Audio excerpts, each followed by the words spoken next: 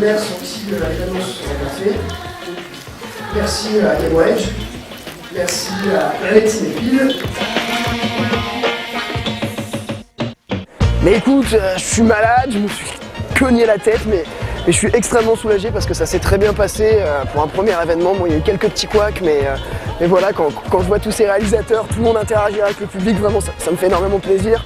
Alors pour la suite, mon objectif c'est vraiment déjà de crédibiliser le festival avec plus de monde l'année prochaine, éventuellement des guests, et pérenniser l'événement et en faire un classique de la discipline. Ça s'est échelonné sur 6 mois, énormément de travail. Je suis allé voir la mairie de Châtillon et son service jeunesse je travaille avec eux en tant qu'animateur vidéo d'habitude. Je suis allé les voir et je leur ai soumis l'idée, ils m'ont fait pourquoi pas. Et voilà, gros travail déjà de sélection, puis mine de rien aussi de promotion. La promo, ça a été le plus gros. Là, on a ramené 140 personnes. Je suis content. Je dois avouer que jusqu'à la dernière minute, j'ai cru qu'on ferait en dessous de 100 et...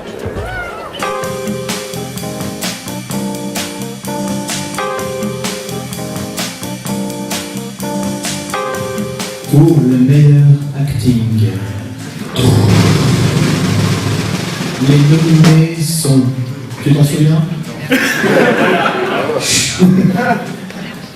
Pour le meilleur acting, c'est Boxer.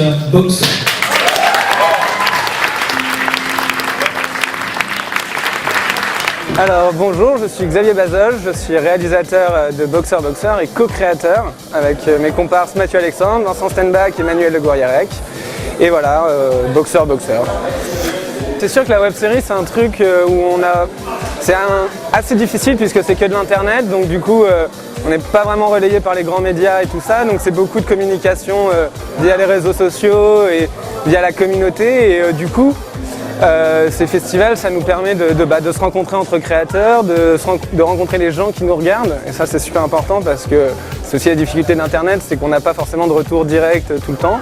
Et du coup, non, c'est une super idée et une super occasion de rencontrer les gens qui font le même métier que nous. Enfin, métier, on n'est pas payés tous, on est tous bénévoles. Et du coup, c'est cool de voir qu'il y a d'autres gens qui sont comme nous, qui sont passionnés et qui sont prêts à se donner les moyens pour faire des choses. Et ça fait plaisir, quoi. Nous, on veut faire de la série, c'est sûr. Boxer, faudra regarder, 19 épisodes.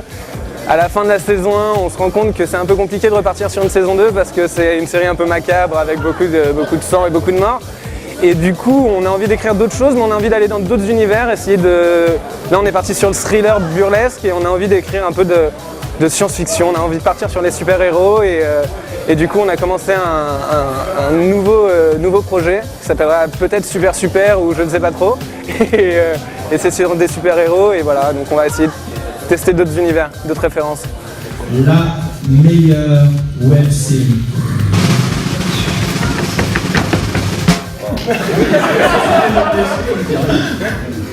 La meilleure web-série, le prix est attribué à Kapow!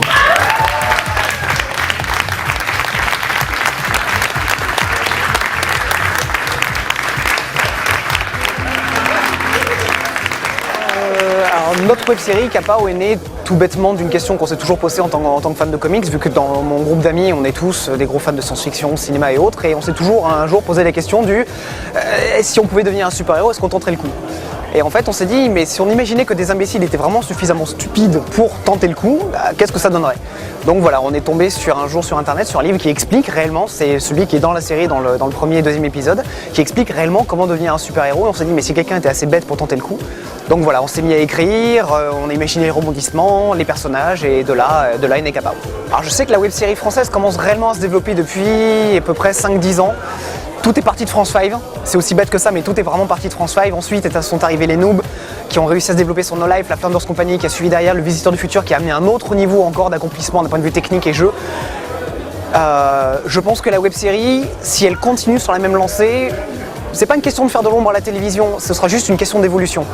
Au final, les web-séries sont une réponse à une absence que les spectateurs, des programmes qu'ils ne trouvent pas à la télévision et qui ne peuvent pas finir à la télévision parce qu'il manquait déjà à la télévision, tout bêtement.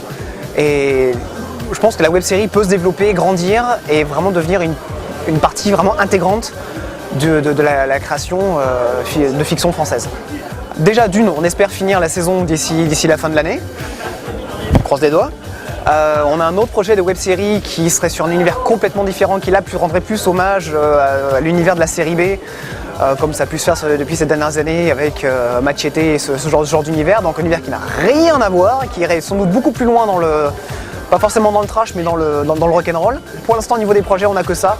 Et on essaie de se concentrer parce qu'on est vraiment tous amateurs, il n'y a aucun professionnel dans l'équipe, on est vraiment tous amateurs. Et on essaye vraiment au maximum de déjà faire ça bien. Et je pense que c'est déjà pas mal.